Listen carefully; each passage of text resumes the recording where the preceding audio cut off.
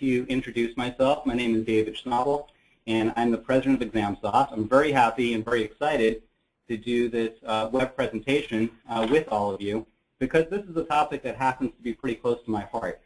Our software does quite a bit, as all or most of you know, but ultimately, as with many things in the academic services environment, the ultimate goal for everything we do is to improve student learning outcomes, and we believe that providing student feedback and engaging students is absolutely key to doing that. So now let's get started.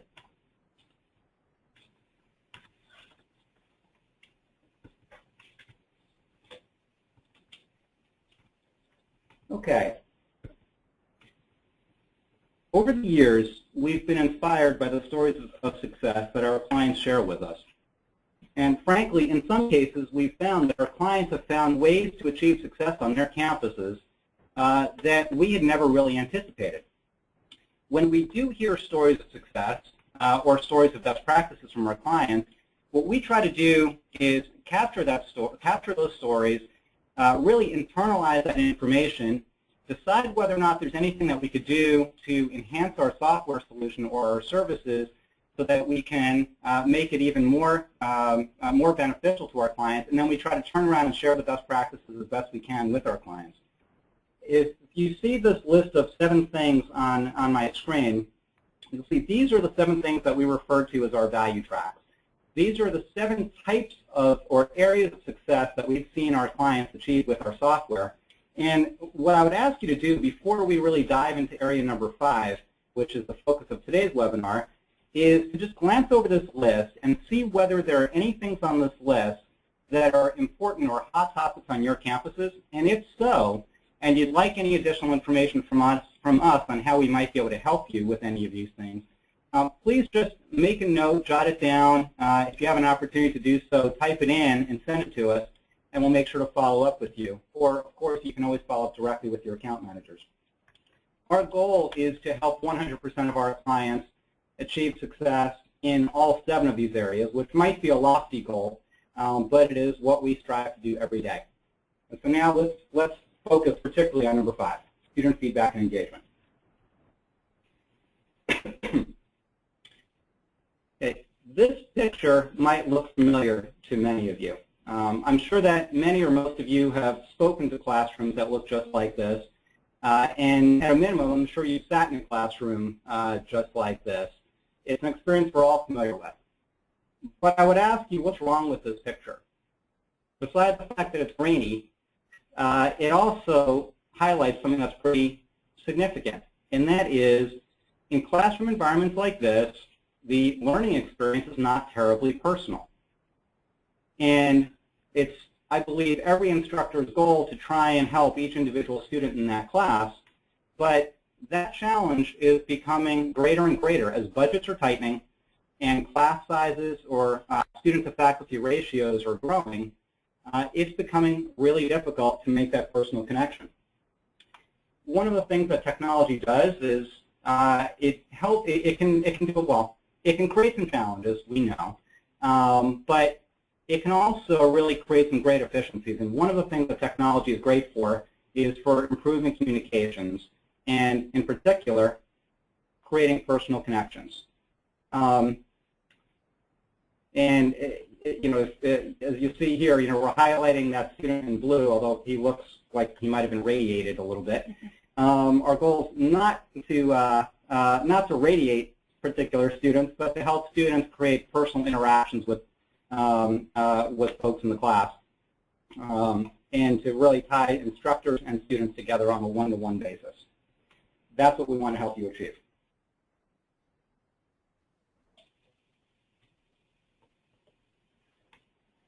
The question is, how do we enable that one-to-one dialogue between an instructor and a student?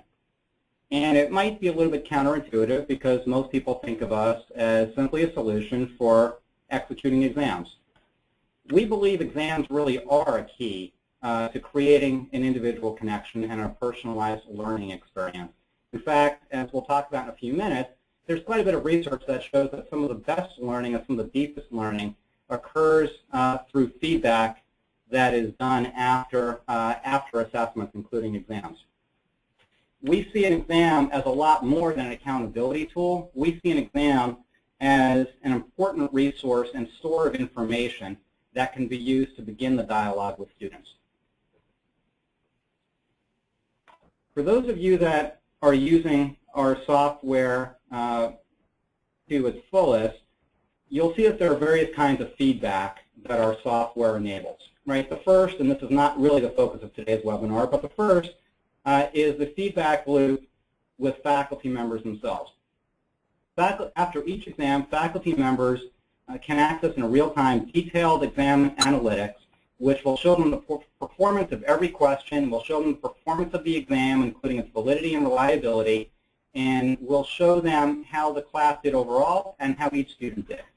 All of that is, of course, important for faculty development, but it's also really important for course enhancement and course improvement over time. The second feedback loop has to do with information that is conveyed to administrators or accreditors. And by that, what we're referring to is the fact that essentially what's happening here is that the software is used to administer embedded assessments. And after each exam, it's possible to see how the class is doing and how all of the students are doing in their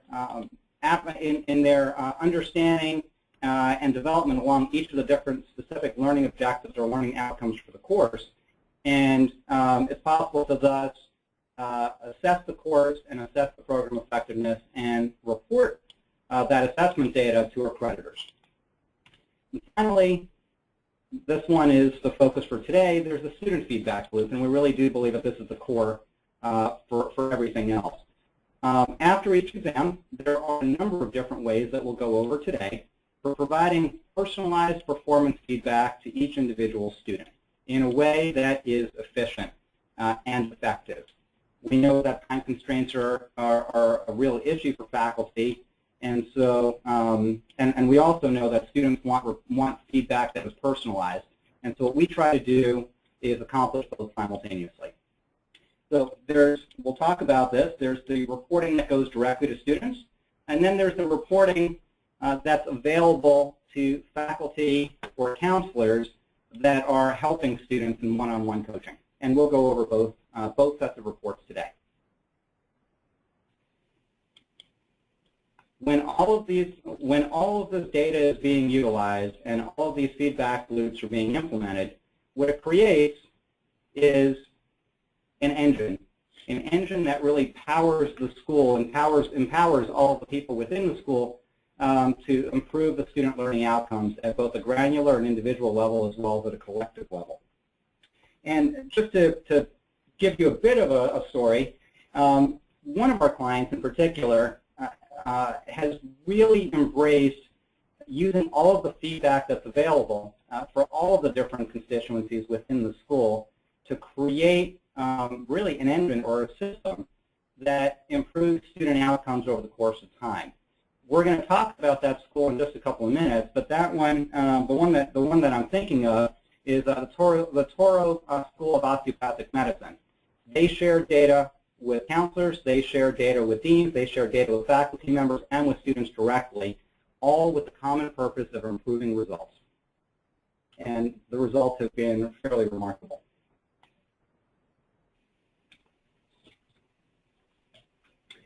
Okay, so before we jump into the details of the software and how to generate the reports that you would be looking for, excuse me for 1 second.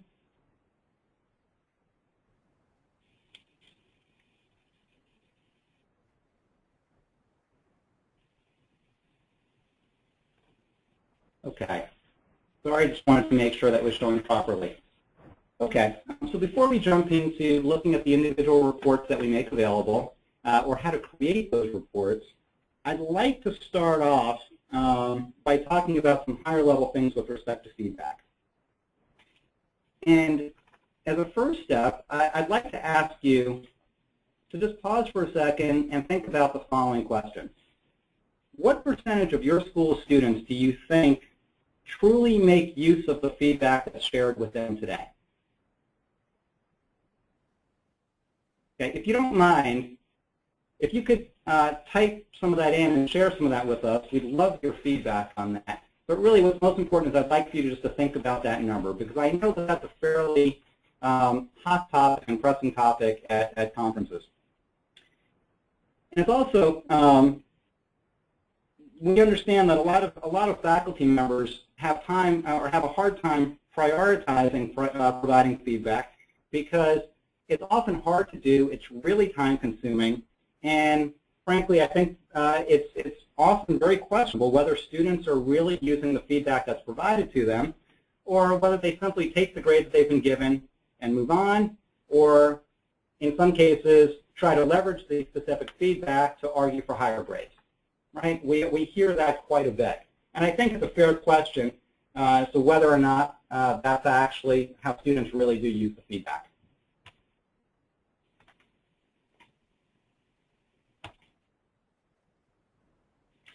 Okay, so here's some data on the answer to that question and some other questions. And there really is quite a bit of data out there on the impact, on the use and impact of student feedback. 99%, and this is just an example of one data point, but 99% of Harvard graduate students reached out to the university and said that not only do they really want feedback and desperately want feedback, but they want the feedback on a routine basis. In fact, they wanted it monthly.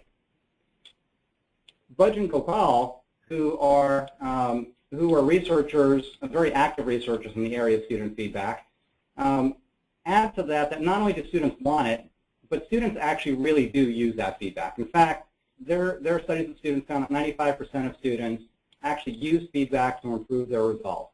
They change their study habits, they focus in specific areas, and ultimately they change their work product based on the specific feedback that they've been given. But beyond the actual hard details and quantitative details about feedback, there is something else that seems to come through in a lot of the research, and that is that feedback creates a personal connection between a school and its students. And increasingly, students are expecting and demanding that kind of personal interaction from their schools. Budge and Gopal found that students were saying that the quality and quantity of feedback that's shared with them says something about how much their teachers and their schools care about them. And for anyone who's concerned that maybe we're providing the wrong feedback or our feedback could be better, the good news is students are saying that the worst feedback is really no feedback at all. So there are a lot of different ways that feedback can be provided, but what's really most important, I think according to the research and certainly in our opinion, is that some feedback be provided.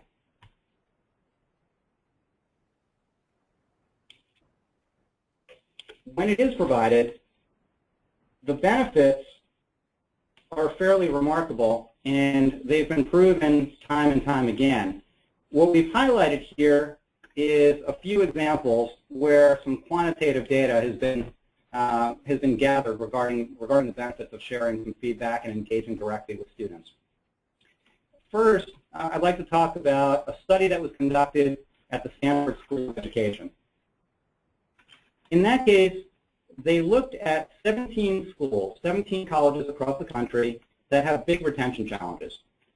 And what was done in those schools is they gathered data and created an algorithm to identify students that are at risk, and then they used live coaches to engage with students, generally over the phone, to help them with study tips, time management, goal setting, but actually not academic tutoring, to try and engage those students, support them, and help them ultimately achieve improved results. Well, the results were fairly remarkable. They improved retention, 12-month retention, by 5.3 percentage points. But again, that methodology was really non-academically oriented, and it was very labor-intensive because it involved live people engaging with every one of these students. Purdue has a very different model, and many of you might have heard of the Purdue Signals program. It's It's been quite prominent at a number of conferences in the last couple of years. Just to give you a bit of background on Purdue Signals. Purdue Signals is a pretty big program done at Purdue in which 140 instructors and learning technologists synthesize data from various university systems to try to identify the risk levels and performance levels associated with different students. What they do is they basically say for each student that's participating in the program, and it actually starts with professors, they get professors to enroll their classes in the program. And so for the students enrolled in those classes that are part of this program, each student is looked at and they're given a bit of feedback. It's generally a red, yellow, or green signal on their learning management system homepage, which tells them, keep up the good work, or, you know what, you're really not on a good path, something needs to change. And they encourage faculty members to send short emails. Actually, they found that emails from faculty members to students ought to be no more than 40 to 45 words for them to be most effective. And all of that feedback is designed to help students focus their engagement, focus their efforts, and improve their performance. The results, again, or actually even better in this case, 12-month retention went up by 11.7 percentage points. So the findings, though, the findings and the challenges they've discovered, I think, are fairly interesting. In terms of findings, what they found was that there were huge improvements in student retention and student performance. By that, I mean student grades. And the big improvements occurred whether or not the students received ongoing feedback as part of the Signals program. In fact, there were huge gains achieved if the students even had only one class throughout their entire academic program that gave them course Signals feedback. The reason for that? Once they got feedback from one faculty member, they came to believe that the school cared about them personally and that the school actually wanted to engage with them. And those students started going to faculty office hours, and they started seeking out feedback and seeking out tutoring if or when they needed it. So a little bit of effort created an ongoing impact. It was also the case that students started using the feedback that they were receiving from individual courses to alter their academic choices. They started seeing, for example, you know what, I'm not really stacking up very well in my economics course. Maybe this program isn't right for me. Maybe I should go into political science, for example. And we've had a lot of clients, in particular, a lot of our health science clients share similar types of stories with us about how our reports have been used by students to make academic decisions. Now, one more point on Purdue. In implementing their solution, right, the benefits here are fairly stark, right? An 11.7 percentage point increase in retention is tremendous. But the challenges that they've discovered, or that they've uncovered, I think are fairly instructive to anyone who wants to provide feedback on a large scale to all students on a routine basis. First, Purdue has found that it's been really hard to aggregate the data that they need to provide customized feedback to each of the students. Second is, and I'm sure a lot of folks on this call can relate to this, it's really hard to get faculty to create custom or personalized messages for each student. It just takes a lot of time, and it's a really challenging thing to do. And so a lot of the messaging wound up being fairly generic. Third is because the data is being pulled from a number of different systems, software systems, the data that's going into their algorithms is sometimes stale or sometimes wrong. And finally, because the inputs into the software are not based on how each student is doing in each course, but rather they're using higher level data to drive their models, the feedback, again, is not really specific based on an individual student's academic performance in a given course. It's much broader than that. Okay, so with some of that background, some of those learned minds, let's turn to how Toro School of Osteopathic Medicine is doing it. Toro, as I mentioned earlier, is one of our clients. And what they're doing is they're using all of the feedback reporting that we're going to be going over in the next few minutes to first detect students that are at risk. And in their case, at risk means at risk for failing their board exams or at risk for ultimately dropping out. They actually are able to identify those students that are most at risk by the end of the first semester of medical school. When they identify those students, what they do is they focus personal remediation efforts specifically on those students. They provide them with mentoring, tutoring, and any other assistance that they need to put themselves onto a better track. They also provide data or specific personalized performance data back to all students in all classes so that after every exam, each student can see where their strengths and weaknesses lie, and they can use that information to ultimately improve their study efforts for future exams and for in this case, their complex exams. Toro, as I mentioned, they've made an engine out of this that really impacts every area of the school, and the results show it. Their dropout rate has gone from 8% to 2%. Their board passage rate has gone up by 25 percentage points. It was in the low 70s. It is now in the high 90s. And their applications have tripled. All of that has happened in the last 3 years since they started working with us. Those stories, that kind of story, is exactly what inspires us every day. And so we'll talk through, we'll start to talk through now how some of those things are accomplished.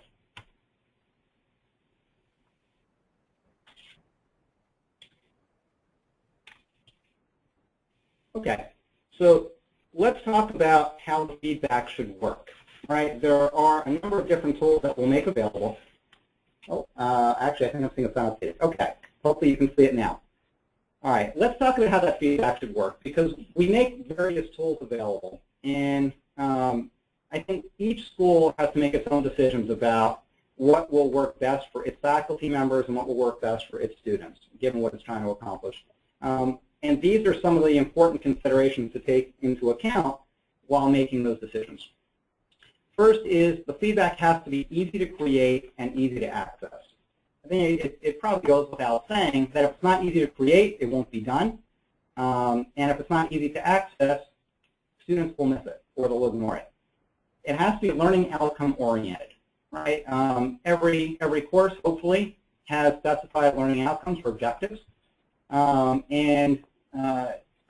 Our goal is to help you provide if those are the objectives for the course, of course, you know, that means you want each student to do extraordinarily well on each one of those. It's our goal to try and help you provide specific feedback to students by a learning outcome or objective, as well as by other measures, which we'll talk about.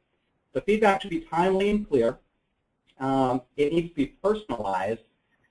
Because, frankly, if it simply feels like it came from a computer or it's obvious that it hasn't been looked at by the faculty or the administration, students will realize that, right? They can figure that out.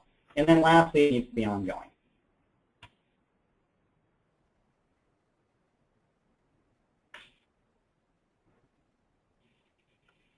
Okay, we're going to turn now to the specific tools that we make available.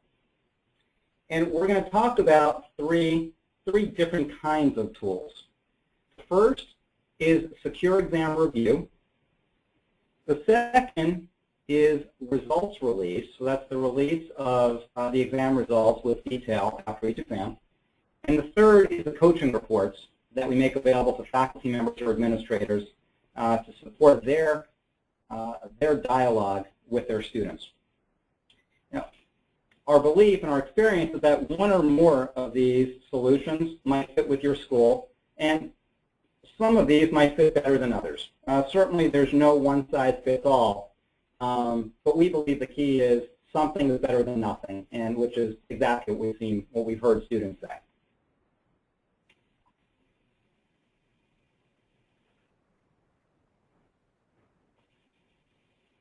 The first one, secure exam review.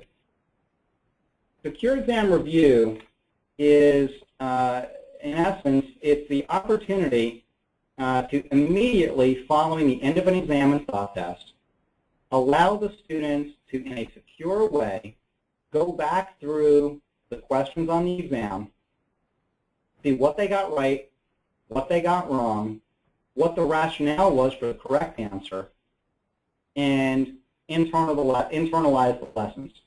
The benefit, of course, is that it's immediate, it's customizable by you, which we'll talk about in a minute, and it's specific because it allows for rationale. Now, the issues to consider, though, are that the way it works is that it has to be implemented immediately after the exam. So that means if you're able to keep all of your students together in class when the exam is completed, this can work for you. If that's not a logistically feasible solution for you, then this probably will not be the option you want to pick. If you have time constraints at the end of the exam and need to be able to get students out, then you'll either need a short time limit on the secure exam review session, or you might not be able to pull this off as the solution. And finally, some professors are open to using the secure exam review because they believe that by having students go question by question and seeing the rationale question by question, they learn the most, while others and other schools don't want to share any questions back with their students after the exam because, of course, naturally they don't want their item bank getting off. What you'll see is that we have a number of protective measures in the secure exam review program to minimize that potential likelihood.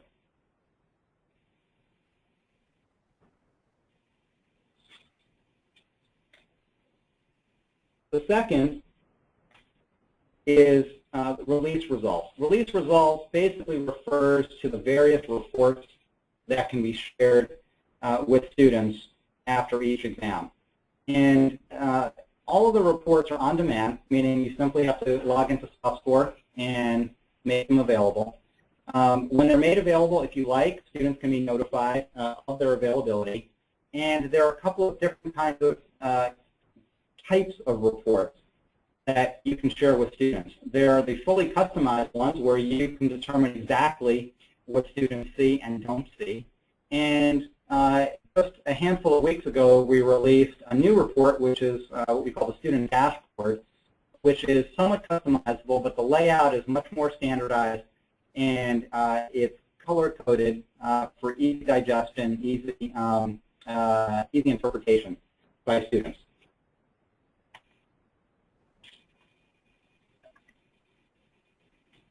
And finally, there are the advisory and coaching reports.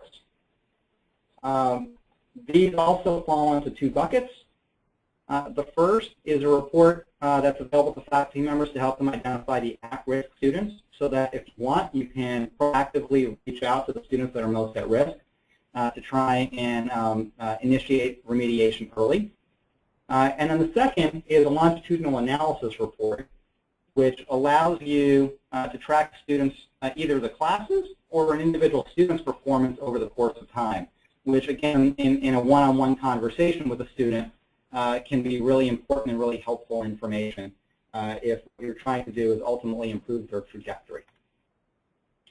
So that's the background on the types of reports that are available to you. We're going to go through each one of those and show you how it's produced, how it can be customized, and what it looks like. The first step in any sort of feedback, or the first step in implementing any sort of feedback mechanism, is categorization. And for those of you who are experienced with categorization, this might be a bit redundant. You might already know this.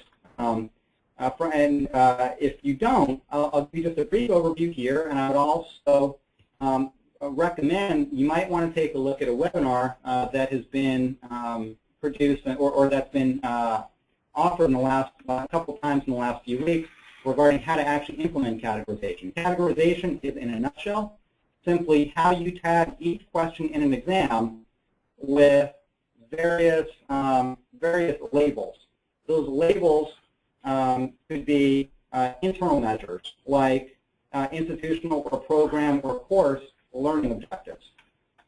They could be the external ones, which might be the learning objectives or competencies specified either by an accrediting body or tested by a professional exam. or they might be cognitive levels, like balloons or modified balloons, for example. What you see on the right-hand side is the percentage of clients that are actually using each one of these types of labels. And what we recommend is, in fact, using 3 categories per question so that you can simultaneously track student performance and question performance by an internal and external and a cognitive measure. If you'd like more information on this, I'd be happy to talk about it further in the Q&A session. And like I mentioned, there's also a lot more information on this in the webinars that we have specifically on categorization, and your account managers would be very happy to help with this as well. The key here is that categorization and how you categorize is up to you, and you don't really need to settle on the one magic bullet category structure. We understand a lot of times faculty members will disagree over what the optimal category structure is to use, and what you can actually do and what we recommend is that you can use a couple of taxonomies like the ones shown here in parallel so that you can tag questions with each one of these things. And you also, as you'll see in a second, have the option to determine which categories you would like to show or not show on the various feedback reports and feedback systems.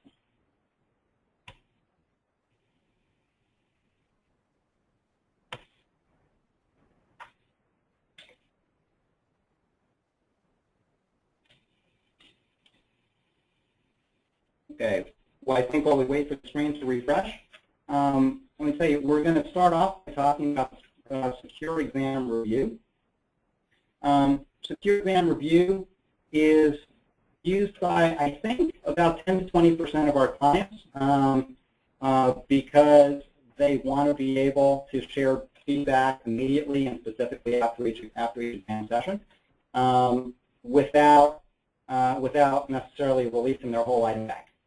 And in a nutshell, if you'd like to implement secure exam review, what you do is, while in SoftTeach and preparing to post the exam, you'll see in the lower right-hand corner here, which is where it's highlighted, that you have the option to select Show Exam Review and to enter the password that you'd like to implement. What that would do is allow each student, or allow the class, after the exam is completed, to enter the password that the proctor would share with them at that time to enter a secure exam review session. So after they've completed their exam, the proctor tells them the password. They enter the password at the same time, and then they enter the secure session. The secure session looks a lot like soft tests, so they can't break out of the secure session without ending it. And they can't, just as with soft tests, they can't do screen capture or other sort of nefarious activities. You can set a time limit for the secure exam review session, which of course we strongly recommend. You don't want it to go too long. If you leave it open for too long, of course that means students have the opportunity to potentially jot down questions. And best practice is to make sure that everybody exits their secure exam review session before they ultimately leave the room, so that way you can be sure that they can't go back in and they can't take the questions with them. For those who are particularly concerned about sharing all questions with students, there's the option to only show the questions to the student that each individual student got wrong. And lastly, there's the opportunity to share the rationale. If you select to implement the secure exam review process, the first thing the student will see is what you see right here. So they will complete their exam and soft test, and then they'll come to the screen, which will basically say, hey, our initial calculation of your score, excluding essay responses, right, because those are, of course, non-objective questions, is X. And this is the preliminary score. It's obviously subject to final review and potentially adjustment. Would you like to now enter the secure exam review session?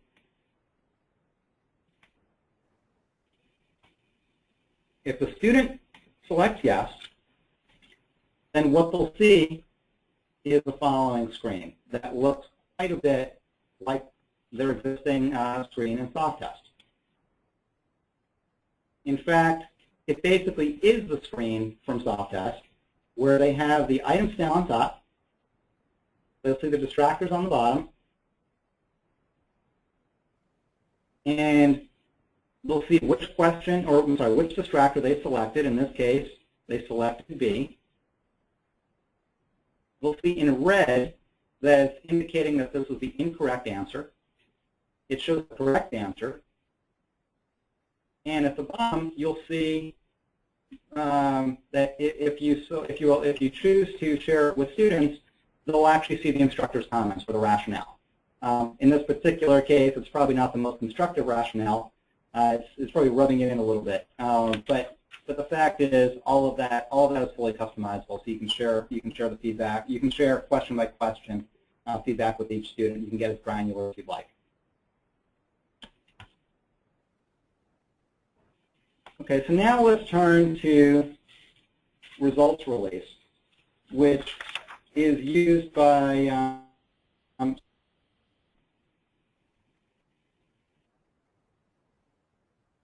I'm just going to wait a second for the screen to refresh. I know it's taking just a second through GoToMeeting. I want to make sure that you have a chance to fully see the screen.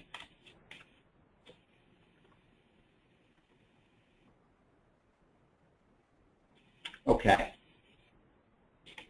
So in SoftScore, you have the opportunity to determine what sort of report you'd like to share with your students. And as I mentioned earlier, the first choice that you have to make is whether or not you'd like to share a customized report or a standard one. Let's start with the customized one. If you select the customized one, then the report is truly just about completely customizable. It starts with, do you want to require a password to allow the student to access the report or not? Then it gets into what score information would you like to share, right? Obviously, it's pretty common to share the overall exam score. It's also pretty common to share the letter grade. You can share percentage score and raw score.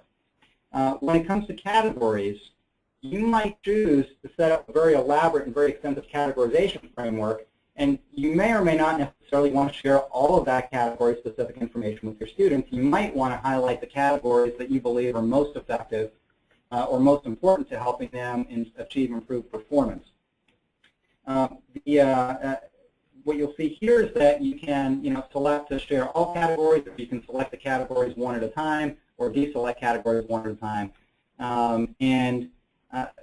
Our recommendation is that you share the categories that are specific to learning objectives for the course of the program, as well as categories that might be the cognitive-related categories. At a minimum, students tend to find those two particular ones to be very, very helpful in preparing for future exams and preparing for board exams, for example. You can include psychometric data for each category, and then if you look to the right, you'll see the range of options for sort of the broad type of information you might include. Obviously, there's psychometric information. You can include the item text, which would be the item stem, or not. You can include a description. You can include the answer choices, or not. You can choose to only include the ones where the student answered incorrectly. You may include rationale, or you might exclude the rationale. So the options are fairly extensive. I'm not going to show the report here because it can look so different based on the options that are selected.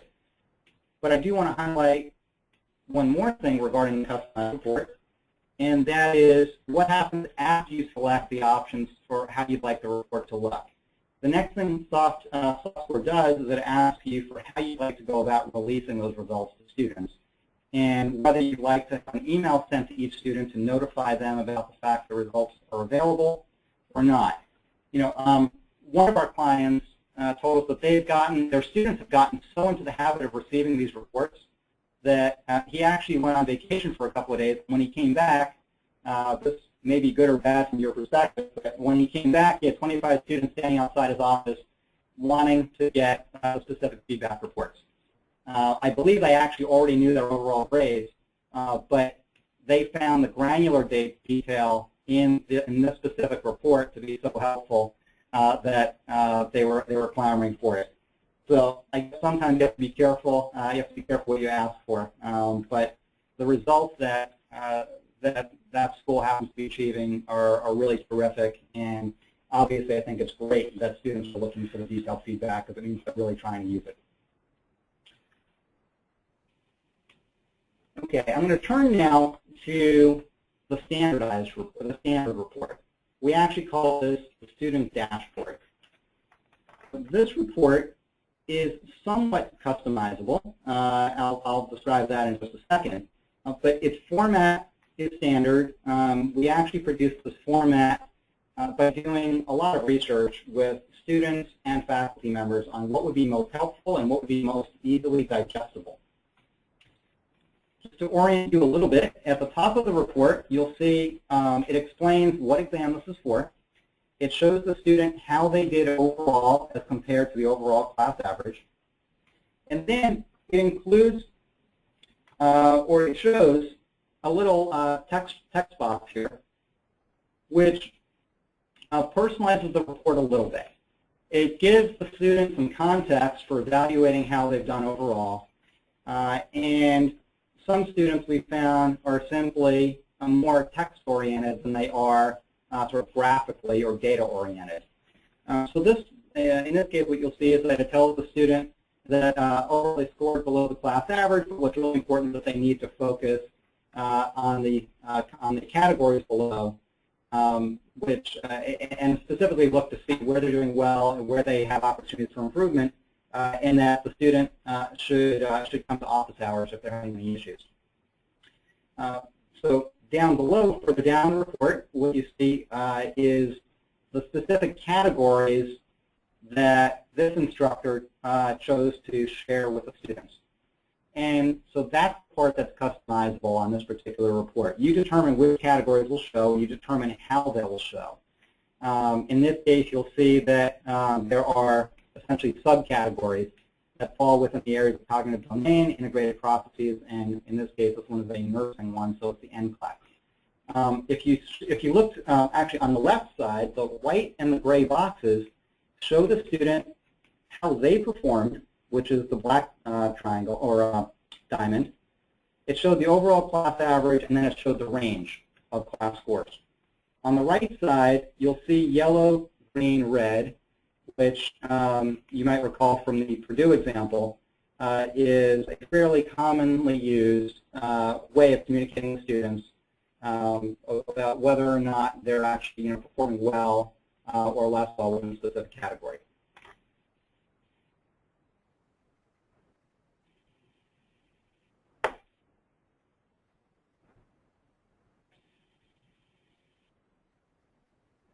Okay, so now let's turn. Those were the reports that can be shared directly with students. What I'd like to do now is turn to the data-driven coaching opportunities. So turn to the reports and the tools that we make available to faculty members or counselors or deans that might be trying to help students improve their performance, specifically through office hours or other sorts of specific help sessions.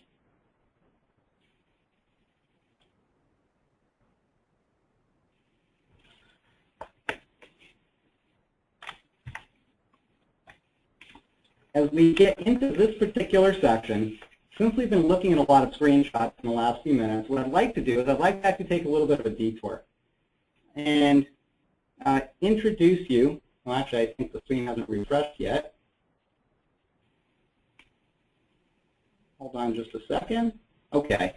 And introduce you to my son. My son is 3.5 years old, and frankly, it amazes me how much he likes to learn. And how quickly he picks things up. But even still, sometimes I think, like all kids or all students, he's unsure of how he's doing. And so we like to make sure to talk about it. What I'm going to do is I'm going to play you a little clip from one of our recent interactions. And the volume is low. I think the volume is either low or it may not even really come through over the phone. So what I'd like to ask you to do is, if you look over onto the right side of the screen, you'll actually see the captions for that show what he was saying and what I was saying. You might just take a look at that.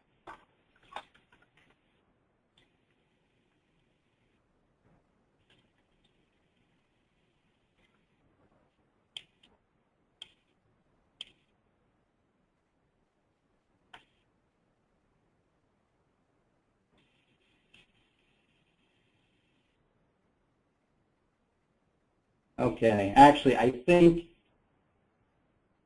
what I'm seeing is that it didn't really come through over GoToMeeting. Well, okay, my family's acting career, or the beginning of my family's acting career, I guess might be delayed a little bit. Basically, what we were trying to highlight was the fact that feedback is important, and how you provide that feedback is particularly important. Everybody really wants to know how they're doing, and that starts at a young age. It really is lifelong. And to provide good feedback, because feedback is hard, it's important to have really specific information, because the listener knows whether or not the information that you're providing to them is right or not. They can tell when it's being fake, and they can tell when it's general. So for anyone who wants it, feel free to reach out to us. We'll get you the video, but I won't be offended if you don't ask. Okay. So now let's turn to the first of the reports that we make available for faculty members or administrators who are trying to provide coaching specifically to students. The first one we're going to show is a report that actually looks quite a bit like the standard student dashboard report that we looked at just a second ago.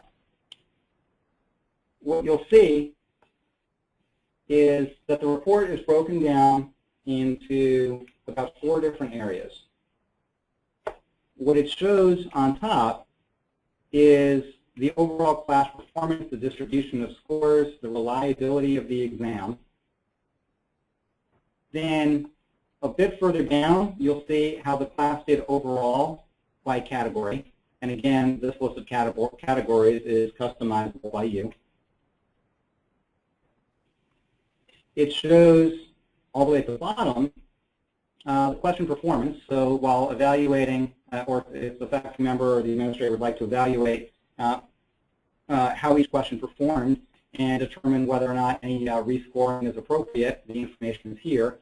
But for purposes of this call, what's most important is the fact that what we try to do is identify the most at-risk students, specifically in this case defined at the bottom 27% of scorers on this particular exam.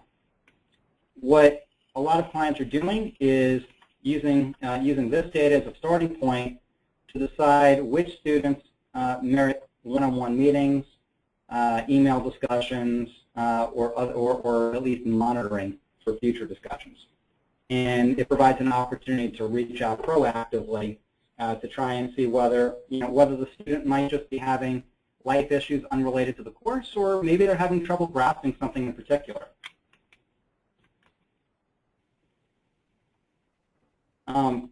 Actually, before I turn to the next report, what I'd like to, I guess I'd like to just elaborate on how some of those coaching interactions from what we've heard tend to go.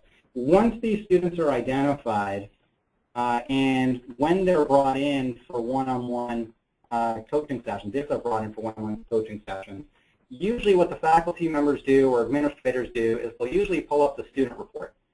So it could be the student report that you saw just a couple of minutes ago, the student dashboard, or you could pull up a student report through another student report through SoftScore, which will allow you to see how the student's done at a very granular level, which categories they're doing well in, which categories they're not doing so well in, so that the feedback can be very pointed. We've heard stories of faculty members who try and provide the feedback without the benefit of these reports, and what they wind up doing is they wind up going question by question through the exam with the student, which, and some of you may have experienced this already, which can be tricky. Because when you go through question by question, you may or may not be uncovering the student's true challenges. And it's sometimes hard to synthesize or find a pattern across the exam of what things the student has a particular challenge with versus what the student is doing just fine with.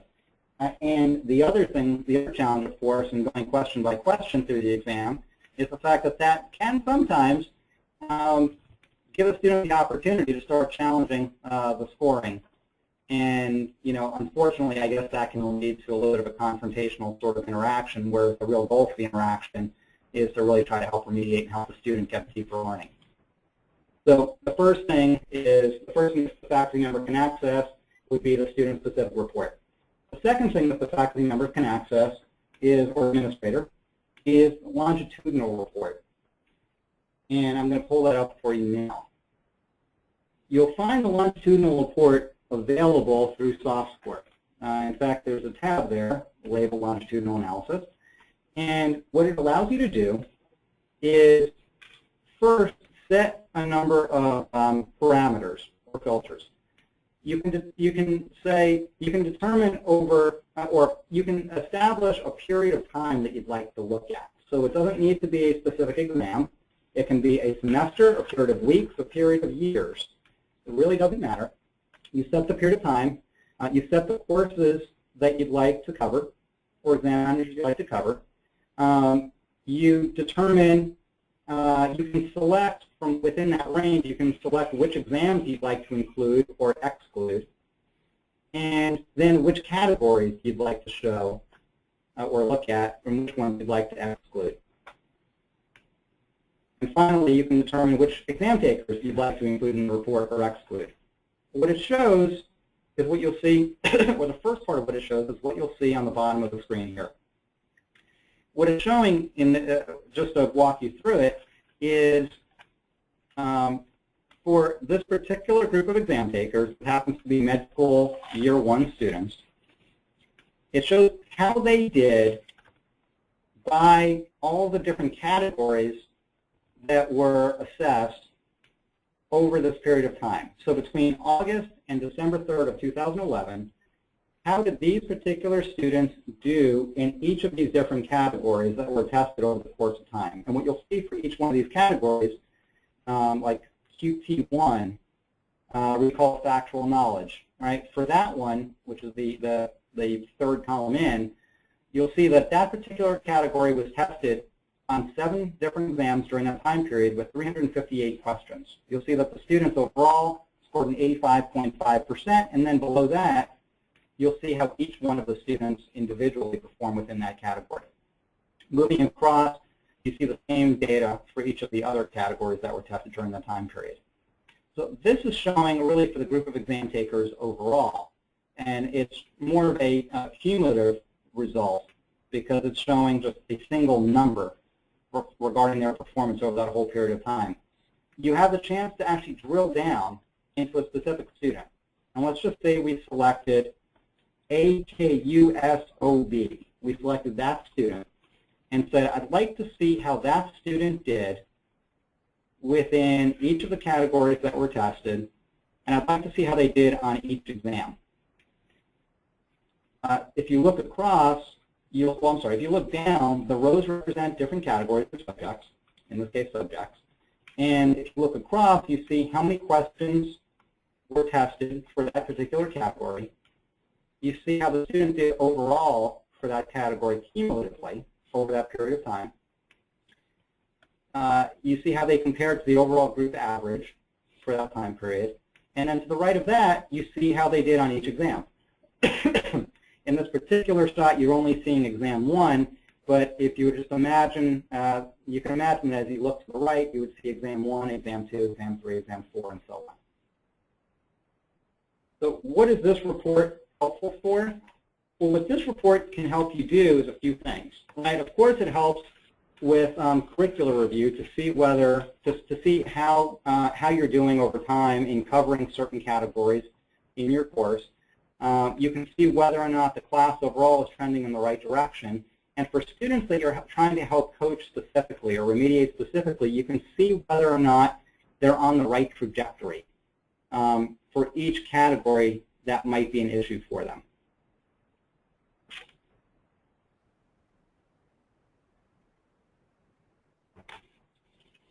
So that is the last one of the reports that I'd like to share with you today. And I'd like to just close the presentation before we enter the Q&A session by talking for a second about the point behind this whole presentation. I know that we've probably shared a lot of information with you that much of which you already know. The reason we're focused on this, and I think the reason you're focused on this, is because we're all really passionate about trying to make sure that every student gets the personalized attention that they need or that they could use. I think most of us have had experiences where we've had an individual educator or teacher some point along the way that really helps turn around our academic performance. What we're trying to help you do is support you in your efforts of connecting, what we call a caring educator with a single student. Again, we know that technology is used for a lot of things. Technology can sometimes introduce complexity, but technology can also really help establish connections. And what we're trying to do is help support you in providing the feedback or creating the feedback cycles that are necessary to establish that connection. And one more story along those lines. We actually in just the last couple of weeks, we got an email from a school that told us, just a year ago, our school was in serious jeopardy of shutting down because we were having some serious performance problems. Since implementing the software and implementing these feedback solutions, now not only is the school on the right track, but they actually just achieved a 100% board passage rate. So the school is doing fantastic things, and like I said, that's really what keeps us going, and that's what we want to try and help everybody achieve in any way we can. So, what hopefully I've been able to do today is just lay out the range of different options that we make available to you, at the moment. We are very open and eager to hear any feedback that you guys have about other things that we can or should do to help improve the feedback process. And if you have ideas, please feel free to either type them in and send them our way, or share them with your account manager, or even contact me personally. Because, like I said, this is one of the things that we're most passionate about as a company, and we think is really truly the key to helping improve education going forward.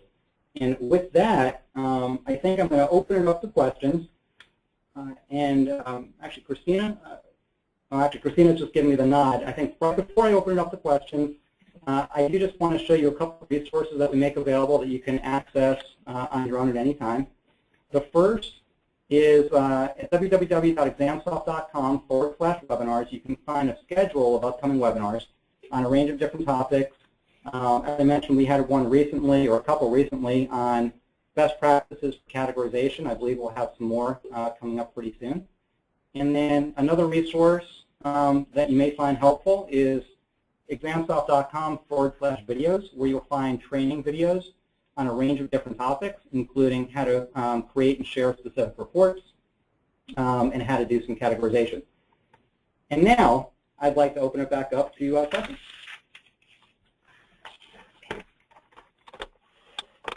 Thanks, David, for such a great presentation. There were lots of questions, and so what I'm going to do my best is to consolidate all of them. If there are any questions that you have, please be sure to put them into the chat pane, and we will do our best to address them today. If we do not get to your question today on the call, we will address them in an email to you. To begin, we want to make sure that everyone knows that we are recording our webinar today, and for those of you wanting a link to the recorded session, we will provide that to you, as well as copies of any of the requested resources from this webinar today. We'll be sure to send those out to you. Okay, so we had quite a few questions about the secure exam review. So most of our callers today wanted to know about how this works in schools, especially if you've got a room full of students.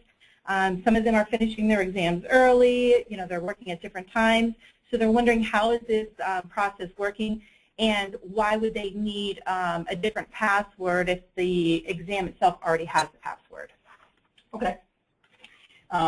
Well, I think before I provide my answer, I would also just like to mention that your individual account managers also have a bunch of experience with secure exam review, and they've seen how a lot of different clients have implemented it, and they may be able to help with additional feedback or advice.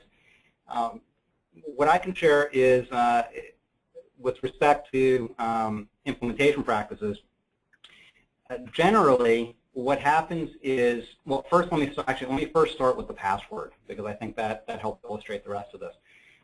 The reason a separate password is required is because you wouldn't want to have students sitting in class where some of them are still completing their test and others are already in the secure exam review session, because you wouldn't want to have the people that are still testing have the opportunity to see what the right and the wrong answers are and then change their answers before completing the exam. So what the password does for the secure exam review session is it stops everybody, it stops every student from getting to the secure exam review session until the proctor decides, okay, everyone has finished their exam, we can now collectively enter the secure exam review session. And then in terms of a best practice or simply a practice for how to conduct that session, generally the students will either in that classroom or an adjacent classroom all start the secure exam review session at the same time. So they'll all get the password at the same time, start at the same time, and that way you know that everybody's there and nobody has the opportunity to get the password from their friend and try and enter the secure exam review session when and where they're not supposed to. We highly recommend that what you do is you make sure before any student leaves the exam room, make sure that they fully exited, and so that they can't access the secure exam review outside of the classroom, so that your questions don't get compromised. And you'll note that the exit screen is big, obvious, and obnoxious. We try to deliberately make it so that it's hard to miss. Yeah, I think that's basically what I've got. I don't know if you have anything to add, Christina. The only thing that I would add to that is that for the exam review, you can impose a time limit on the amount of time that a student can review the instructional rationale or the incorrect answers. So there's only a certain amount of time that they can be spending in that exam review after they've entered the password. So that's another layer of security that's been put on the exam review process. Before we continue with any questions, again, if you have any requests or any questions, please be sure to enter it in the question pane. And as you exit the webinar today, there is a survey that is very dear to us. Your feedback for us is important in that we listen to everything that you say to us. It reflects in the features that, the new features that you see in the products and in the services that we're able to provide to you. So as you exit the webinar today, please be sure to give us your information and feedback, your thoughts and ideas. Okay, we have a couple of questions about being able to provide those individual comments, specifically in the student essays. How are they able to do that? Sure. So if you're, when it comes to essays, you have different options for grading. Some people will grade outside the system. They'll print out the essay responses and hand grade them. Obviously, in those cases, there's not much you can do with the software to provide feedback. But the other option is to do the essay grading directly through SoftScore. And I didn't show the interface here in this presentation. We'd be happy to share it with you. What you have the opportunity to do is to review each student's response, grade it, and then provide, there's a comments field at the bottom where you can provide specific feedback that you tailor to each individual student. And then you can share that feedback with the students as part of the release results reports that we discussed earlier. Actually, specifically, you would share that feedback in the customized release results report. That's exactly right. For clarification, we have a couple of questions about those end of exam reports for both the students and the faculty, wanting to know if they are available, and the answer is yes, they are. And we'll make sure that the links for those quick reference guides on how to access those end of exam reports is available in our follow-up email to all of our attendees today, so to make sure that you're able to access those reports. To go along with those student and faculty reports, there were a couple of questions on whether or not we're able as exam managers to choose the categories that are displayed on those reports. I assume both for a faculty member and for the student report for them to be able to see how they performed in those categories. Exactly. So I would delineate between the fully customized reports and the standard reports. So the fully customized reports are completely under your control. You absolutely can determine exactly what shows and what doesn't show in that report, including which categories do and don't show. but there's a lot more that you can customize on those reports. On the standardized reports, the ones that look pretty for both the faculty and the student, that have the green, yellow, red on the student report and have little text boxes and so on, those reports, which were really just introduced in the last month or so, were introduced because we were hearing from a lot of people that they wanted to get a really easily digestible report that could be shared with a lot of people that weren't necessarily techies or data people, but would still provide the impact that everybody wanted. And yes, for those reports, you can also customize the categories that are or are not included. And specifically, you would do that in the, there's a preferences tab within SoftScore. There's also a preferences area within SoftTeach. Okay, thank you for that, David. To wrap it up, we want to be cognizant of the time. Thank you so much for everyone who joined us on the call today. David, did you have anything, last words for us? No, I'd like to thank everybody for joining. I really do appreciate the fact that you joined the call. Obviously, it says a lot that providing student feedback is something that's important to you, and it is important to us. And if there's anything that we can do, like I mentioned, to improve the tools or resources you have for providing students with feedback, we are all ears. We definitely want to try and do as much as we can and help as much as we can in your efforts. We believe that feedback is better than no feedback, and great feedback is what we should aspire to. Absolutely.